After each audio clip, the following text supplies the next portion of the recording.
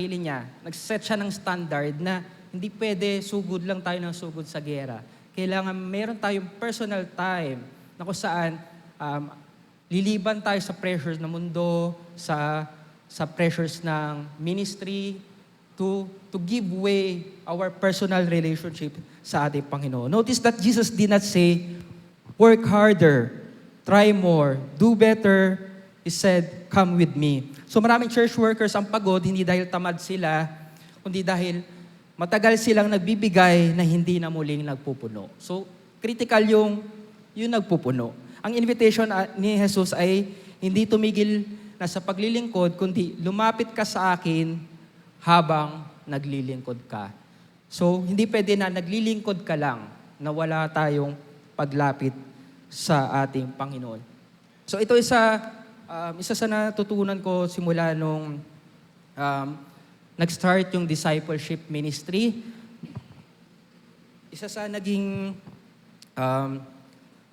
scheduling plan ng mga disciplers sa discipleship class is binibigyan talaga namin ng time yung bawat discipler na makapanumbalik sila dito sa, di ba, yung discipleship class, ginagawa siya every Sunday morning. Sunday school morning. So parang 1 month, nandun siya sa likuran, nagtuturo po siya ng discipleship class.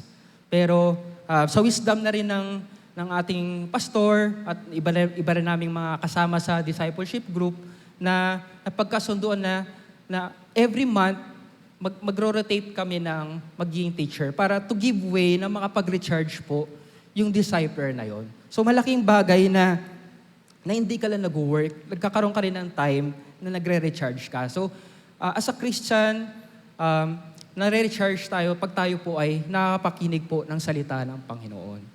So, di ba, lahat naman tayo rito, hindi naman talaga tayo full-time worker. So, we are a busy worker. So, di ba, yung pressure sa trabaho, tapos, di ba, kung ikaw po ay may family na, yung pagpapalaki ng mga anak nyo, so ang daming pressure. So, kung i-neglect pa natin yung salita ng Panginoon na pinagkakalob sa atin every Sunday, so, di ba, mauupos talaga tayo. Especially, we all know na pag tayo ay naglilingkod sa Panginoon, yung atake ni Satan po is, hindi po yan tumitigil, non-stop po yan. As long na nakikita niya na nagiging threat ka, na magiging kagamit-gamit ka sa gawain ng Panginoon, hindi po siya titigil. So, ano ba yung ginawa? Yung sinabi ni Jesus Christ based doon sa key text natin. So, Jesus gives a 3-step process to acquire true rest. So, balik tayo sa ating key verse. So, mabasa natin doon sa key verse natin, come to me, all who labor and heavy laden. So, bago tayo magtrabaho para kay Jesus, kailangan muna natin lumapit kay Jesus. So, anong importance nun? Bakit kailangan natin lumapit? Kasi pag di natin ginawa yun, na tayo po ay lumapit, so, parang sinasabi natin na ako ay malakas, matalino ako, marami akong gifts, marami akong talent. Pero pag ikaw ay lumalapit sa Panginoon, you're humbling yourselves na kailangan mo yung lakasan niya, especially yung presensya niya. Napakalaking bagay sa paglilingkod ng Panginoon, nandun po yung presensya niya. Di ba, nung time ni Moses, na si Lord masyadong frustrated na siya sa bayang Israel. So, He give na parang go signals, binigyan ng go signal si Moses na, sige, pagpatuloy niyo yung pag-conquest, pero hindi niyo na ako makakasama this time. Di ba? Pero, buti na lang, nandun yung dependence ni Moses sa ating Panginoon. So, he didn't go, despite na gano'n na yung instruction ng Panginoon, didn't go kasi wala yung presensya ng ating Panginoon. So, tandaan natin, sa lahat ng ministry na ginagawa natin, napaka-critical na nandyan po yung presensya niya. Kasi pag nandyan yung presensya niya, worth it, At the same time, mas napapagaan po yung responsibility, yung mission na ginagawa po natin. So, minsan bilang church workers, sanay tayo magdala ng burden.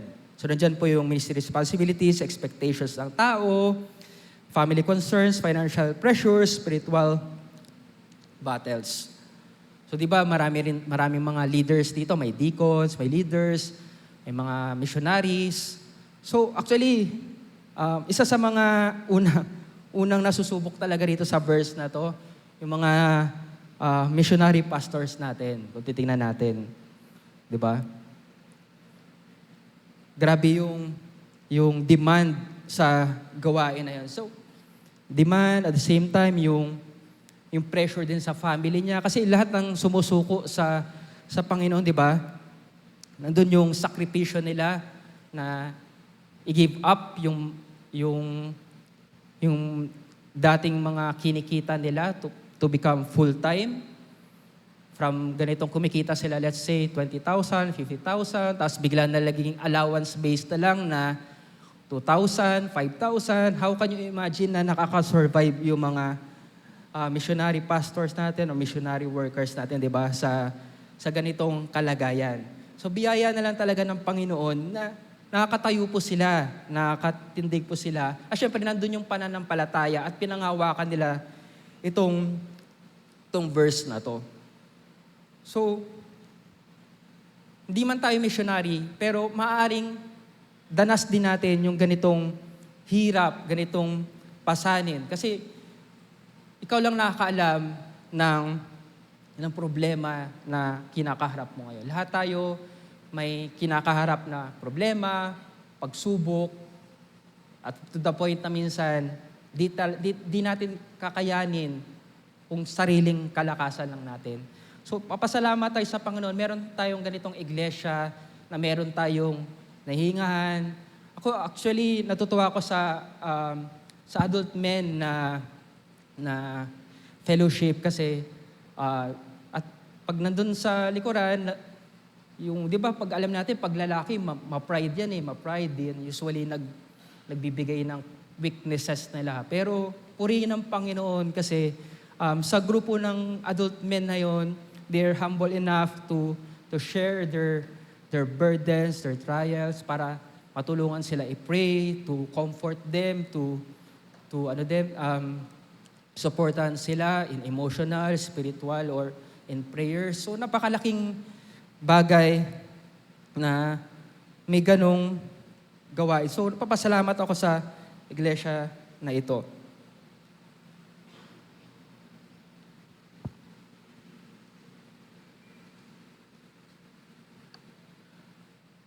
So, come to me. Bakit kailangan natin lumapit sa Panginoon? So, moral application po tayo. Come to me, come to His presence to reconnect. Reconnect to the Word of God. Number 2, reconnect with our communication with Him. So, bilang church worker, active pa rin po ba yung ating personal devotion? Or ako, kung tanongin ko sarili ko, di ba, lagi kami na-assign na magsalita rito. So minsan, guilty enough na yung focus ko sa pagbabasa ng salita ng Diyos more on sa ibabahagi ko sa iglesia. Minsan, neglect ko na meron din pala akong personal na devotion na kailangan kong gawin. Hindi lang para sa pang-prepare ko, para sa i-share ko sa iglesia. Meron din kailangan akong kainin to strengthen me along the way. Kasi, especially sa kalagayan ng iglesia natin ngayon, please pray po sa mga deacons po. Marami po kaming kinakaharap ng mga pagsubok at malagpasan natin ito ayon po sa kanyang biyaya.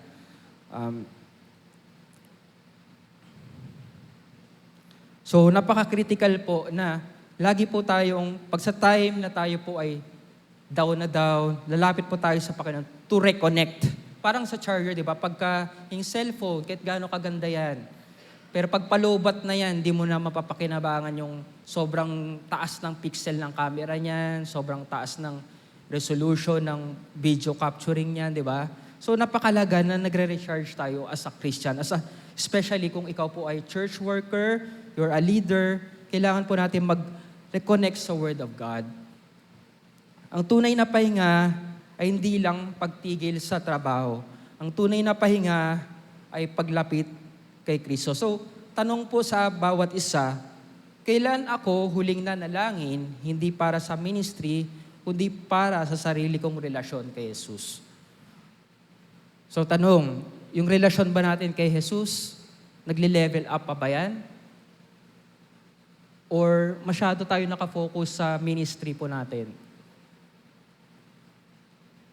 Pangalawang tanong, kailan ako huling nagbasa ng Biblia para mapakain ang kaluluwa ko at hindi para gumawa ng lesson? So yun yung nabanggit ko kanina. True rest begins when we return to Christ and are in His presence.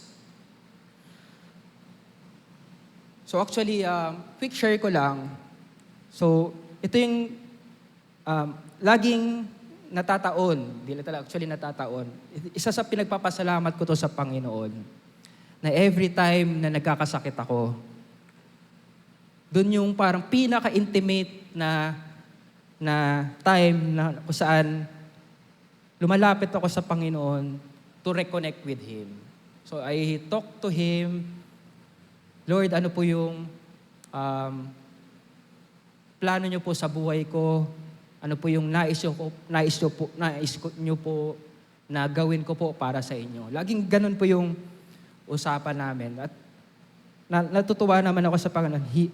So every time na nagtatanong ako, there's a response na di ko naman syempre naririnig na may nagbubulong sa akin.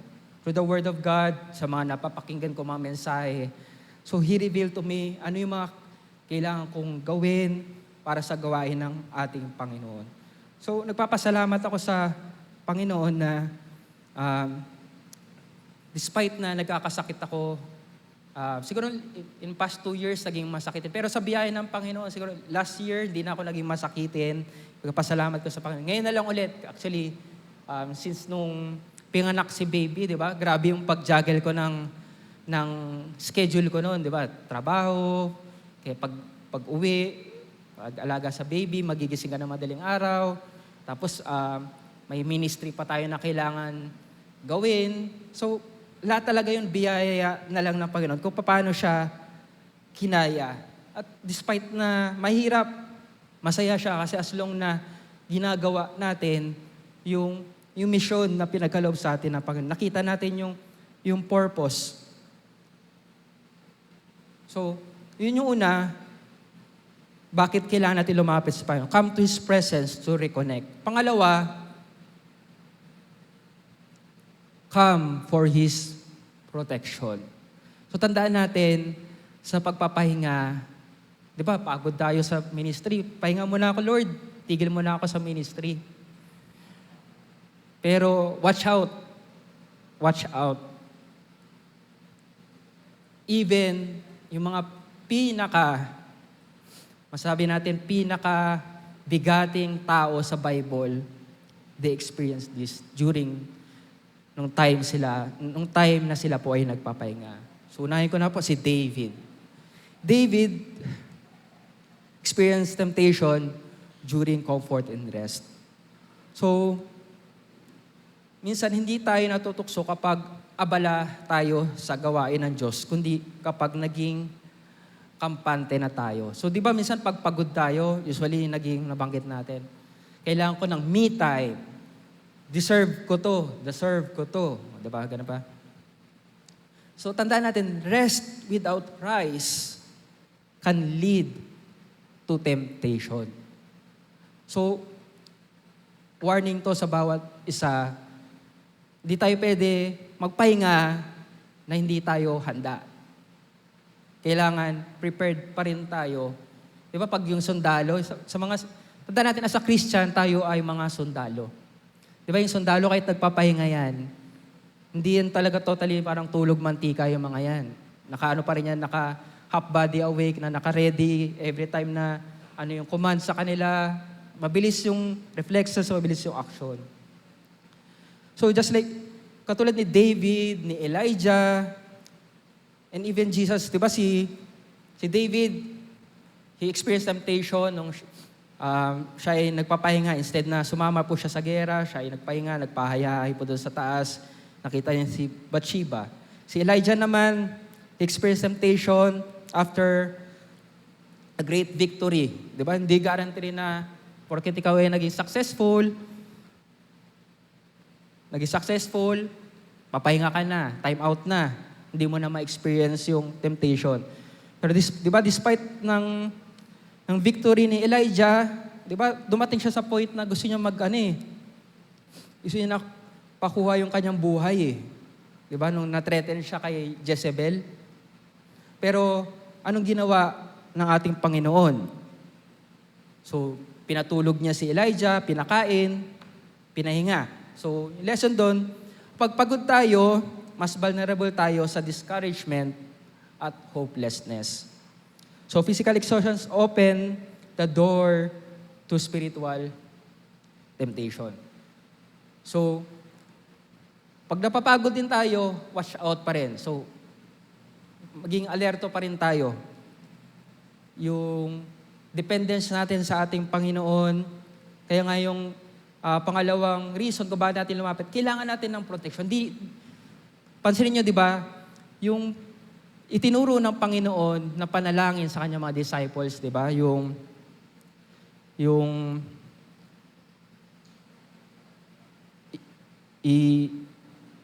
protect us, hindi ko sure sa exact word, pero protect regarding sa temptation. So, yung prayer na yun, usually every day natin kailangan gawin yun. Kailangan natin ng protection against sa temptation ni Satan. So, hindi yun itinuro ng Panginoon ng walang reason. So, napaka-critical na pag tayo po ay nananalangin, kailangan nananalangin, lumalapit sa Panginoon. Lagi natin ito hinihiling na proteksyonan niya tayo laban sa atake ni Satan. Especially kung you are a worker, yung nag-decide. Ako personally, marami ako na encounter na tao rito na nakakalungkot man, nakita ko yung desire nila na magpapagamit sa Panginoon. Siguro mga 1, 2, 3 person. Pero yung nakakalungkot doon, kasi pag nakita ni Satan na may desire ka na magpapagamit, you surrender your life, doon bigla atake si Satan eh. Gagamitin niya pa, minsan yung sister, brother mo pa yung gagamitin para ikaw ay matisod. Para hindi ka mapag-continue sa dinidesire mo na magpagamit sa ating Panginoon. Nalungkot ako syempre nung nakita ko yun. Nakita ko yung, sabi ko, papasalamat na ako sa Panginoon kasi magiging kapartner na rin sila, maging katuwang na rin sila ng ating pastor sa larangan ng discipleship. Pero yun pala, sila yung unang tinest at nakalungkot man, di nila kinaya yung tukso na yun, yung temptation na yun. So, kasama rin po doon yung every time na we decide or major decision na gagawin natin, especially sa gawain ng Panginoon. Lumapit po tayo sa Panginoon. Mas mag-double effort tayo na manalangin tayo sa protection niya. So si Jesus Christ, best example na masasabi natin talaga na He was protected because nakakapit siya sa salita ng Diyos at sa Ama. So si Jesus Christ experienced also temptation after a period of spiritual preparation. So time na, di ba, yung nag-fasting siya, alam natin, pag fasting, naka-diet, nangihina yung katawan. So yan din yung time na vulnerable tayo. So yun pa yung sa unang punto. Sa pangalawang puntos naman po, Learn from me, for I am gentle and lowly in heart. So number 2, learn from Him. Para tayo po ay makarecover. So pagkatapos nating lumapit kay Jesus, gusto niya tayong turuan. Madalas kaya tayo napapagod dahil ginagawa natin ang ministry sa sarili nating kaparaanan. Iniisip natin, kailangan ako ang gumawa ng lahat, kailangan akong maging perfect, kailangan akong laging available, kailangan walang pumalpak. So warning to sa mga leaders po. Huwag natin masyadong pressurein yung sarili natin na feeling natin tayo na yung owner po ng ministry. So, how can we recover? So, ano yung matutunan natin pag lumapit tayo sa ating Panginoon? Recovery means unlearning unhealthy patterns. So, hindi lang ang katawan ang kailangan mag-recover, minsan, mindset din ang kailangan gumaling. So, napakahalaga syempre yung katawan natin, kailangan talaga ng pahinga yan. How about naman yung ating pag-iisip? Ano ba yung tinuro ni Jesus Christ? Jesus teaches us humility over pressure. Dependence over self-reliance. Grace over performance. So, titingnan natin dito, inaalis dito yung sarili natin. More on dependence natin sa Panginoon. Kung bakit itinalaga tayo sa ministry na, itinalaga tayo maging leader, maging katiwala sa gawain na yon. So, tanong po sa bawat isa, may ginagawa ba akong ministry na hindi naman ipinapagawa ni Jesus? Ito siguro isa sa mga struggle. Di naman natin, syempre tao rin naman tayo. Tao tayo, and even pastor, tao pa rin yan. Di ba? Isa sa pressure sa pagiging pastor, missionary, yung maturity ng members.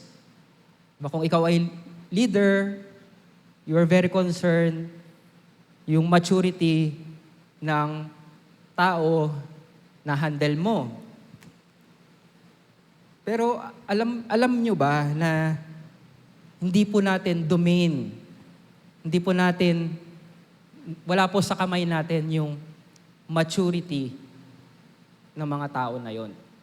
Kasi pagka nilagay natin sa kamay na yon, parang ano yan, parang time bomb. Parang time bomb na pag nanatili ka sa kalagayan na yan, sasabog at sasabog ka.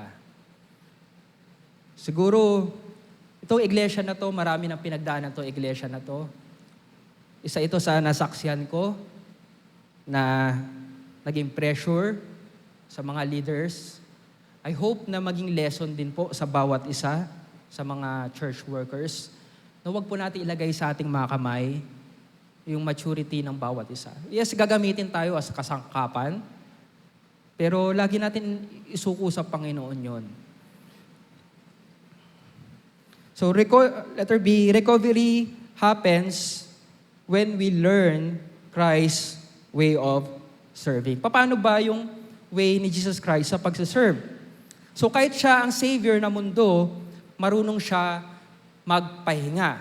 Di ba kanina, inabanggit ko sa Mark, siya ay nag-invite sa kanyang disciples na have time to rest. Hindi pwedeng sugod lang tayo ng sugod. Magiging vulnerable kasi tayo pag tayo sugod na sugod.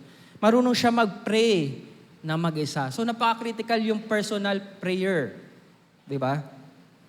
Marunong siya mag-delegate ng disciples, mag-delegate ng task.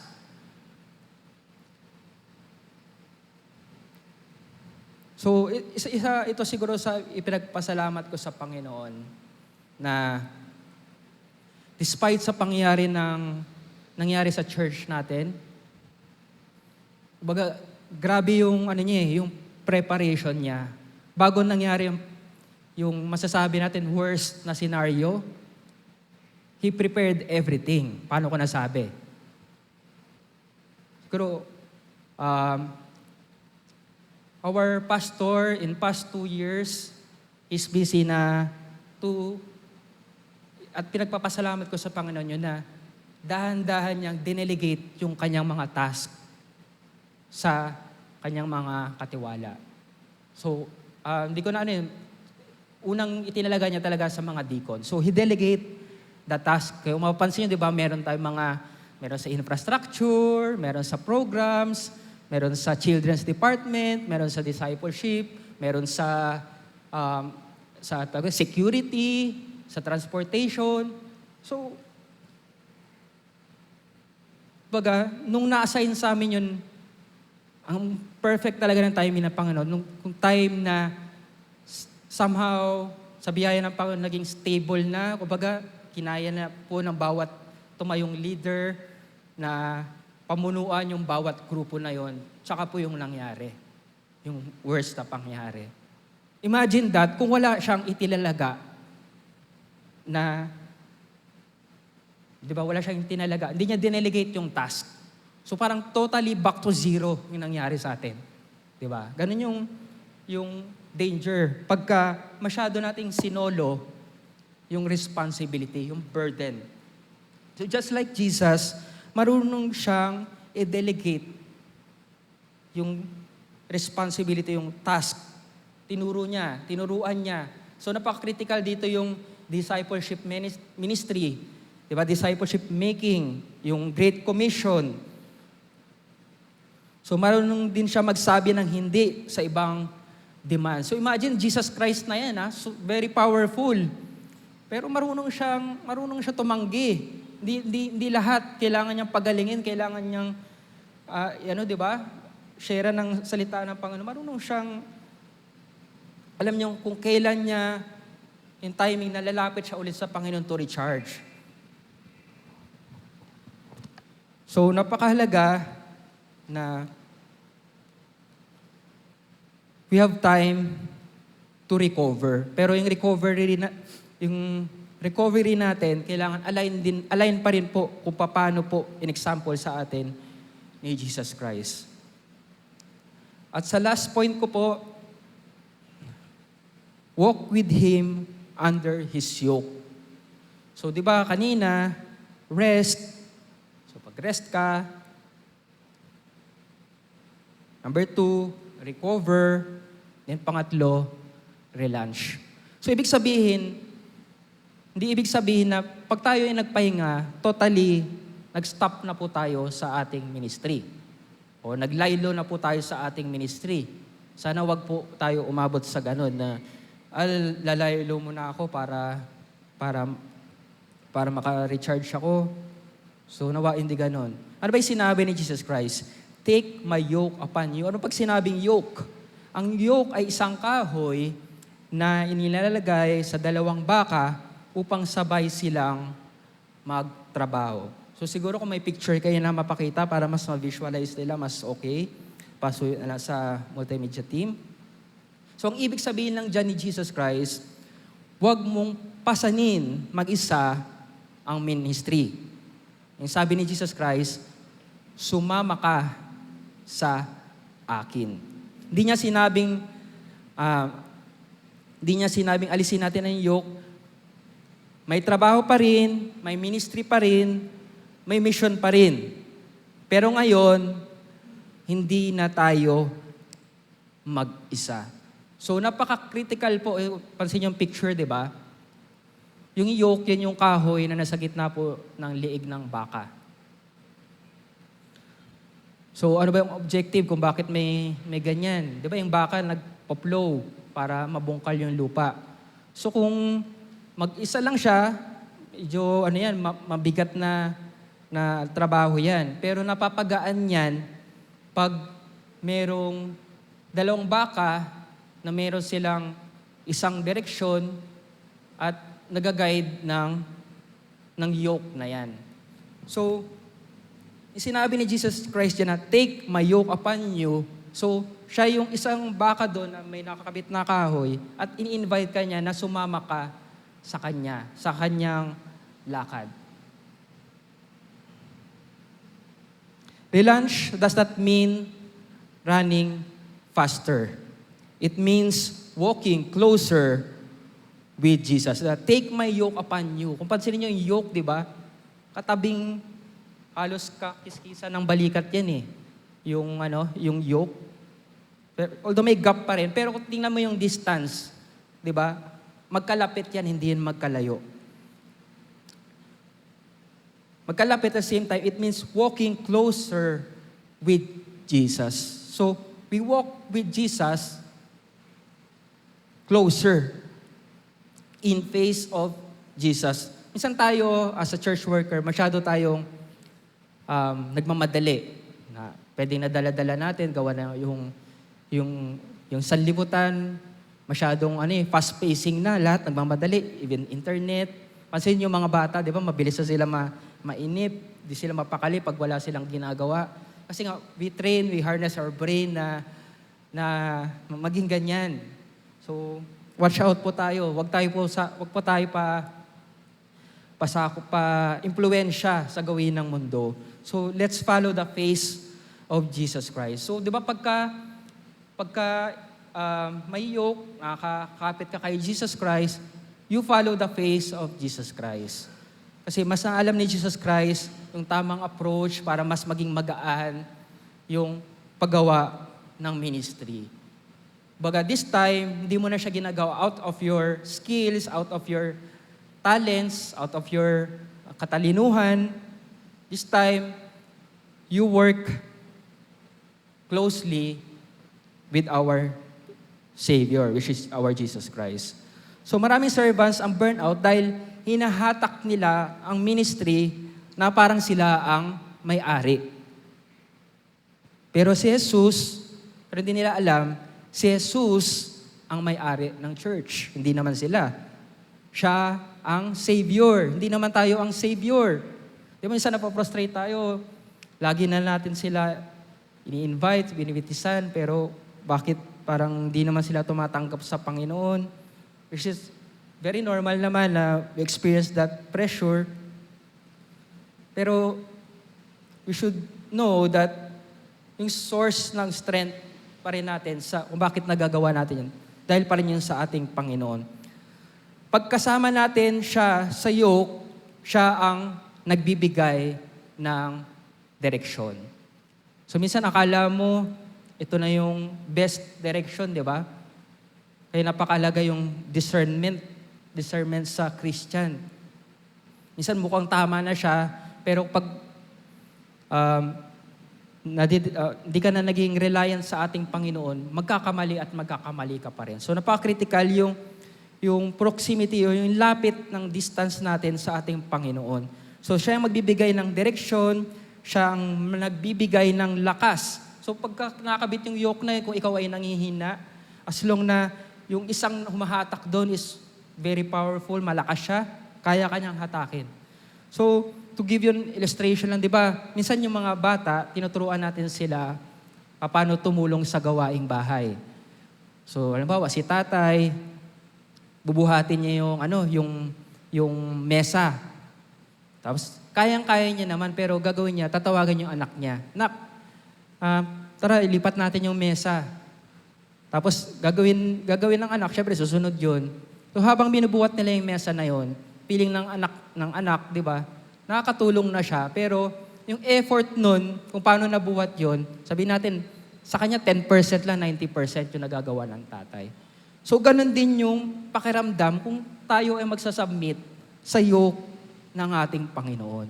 So, imagine that, kung dati inaano mo na 80% ng effort mo, 20% lang ginagawa, tinitira mo sa Panginoon, pagod na pagod ka, dumadating sa point na parang ayaw ka na. So, yun yung pangako ng ating Panginoon kung tayo ay magpapasubmit, magpapasakop dun sa yoke na tinutukoy niya. So, ganun si Jesus. Tayo ay kasama sa gawain, pero siya ang tunay na may dalang bigat. So kung ikaw ay manggagawa, leaders, at nakaramdam ng panghihina, so bago bumalik sa ministry o bago mag-renew sa ministry, tanungin natin sa Panginoon to, Lord, kasama ba kita rito? Pangalawang tanong, ito ba ang ipinapagawa mo? Pangatlong katanungan, umaasa ba ako sa lakas mo o sa sarili kong kakayahan?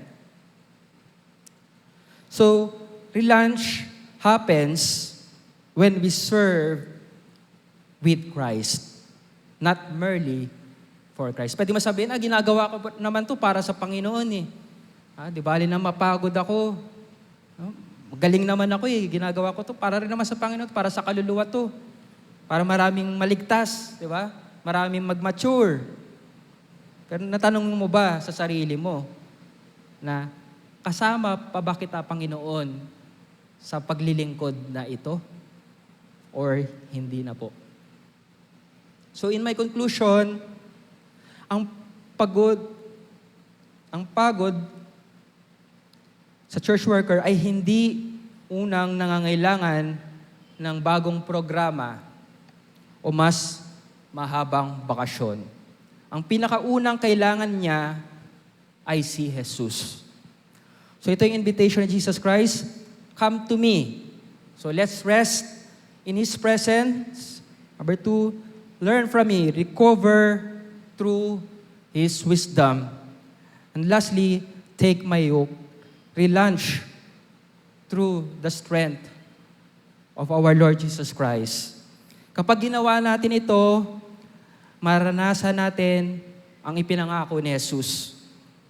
You will find rest for your soul. So ito yung totoong kapahingahan na makakamtan natin. Hindi dahil nawala ang ministry, hindi dahil nawala ang problema, kundi dahil kasama natin si Hesus Kristo sa bawat akbang ng ating paglilingkod.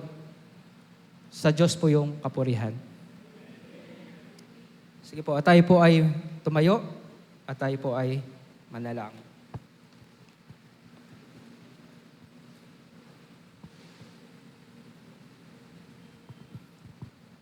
O aming Ama na nasa langit,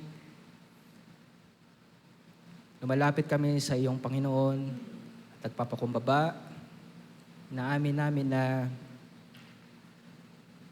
hindi po namin totoong kaya ang gawain na ito kung wala ang iyong presensya, ang iyong wisdom, ang iyong kalakasan, Panginoon.